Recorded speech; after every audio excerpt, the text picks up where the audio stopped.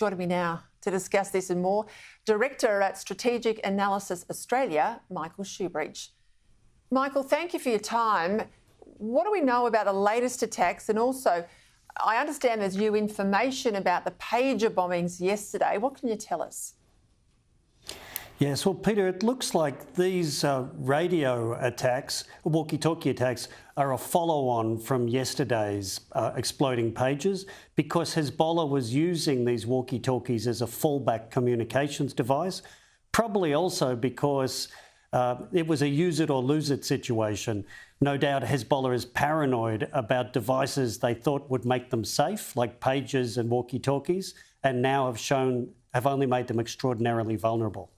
And on the pages, it looks like this wasn't some sneaking into a warehouse to tamper with pages.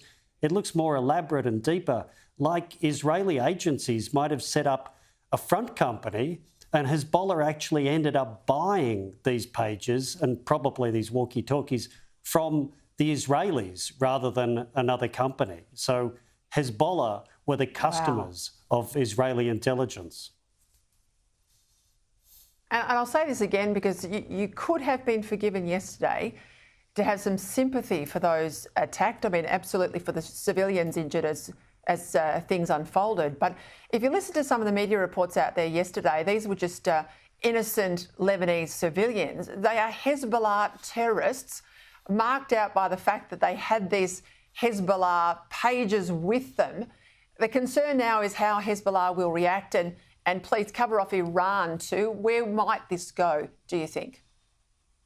Well, there are two ways. So with these attacks, they've followed on that killing of the Hamas leader right in the heart of Tehran.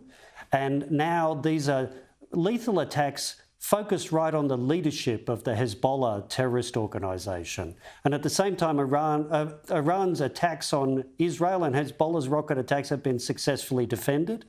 So Israel is either setting the conditions, if there's a wider war, to be in a bigger situation of advantage because it's disrupted the leadership of its enemies, or it's re-establishing its deterrent power, saying to Hezbollah and Iran, we can reach in and strike your leadership at will, and we can defend against the thing you thought gave you a huge advantage, your rockets and missiles.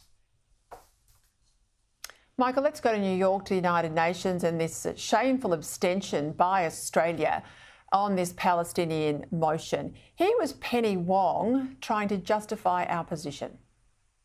We would have preferred to have been in a position where we could support a resolution that reflected the International Court of Justice's advisory opinion, and we worked very hard in New York with other countries to try and get changes to the resolution that would enable us to support it. Unfortunately, this was not the case.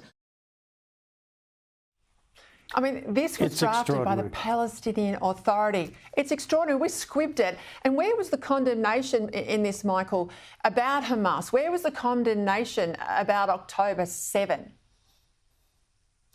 Yes. This resolution was calling on Israel to unilaterally withdraw from Gaza and the West Bank. It wasn't calling for anything for Hamas to do. It was all on the Israelis.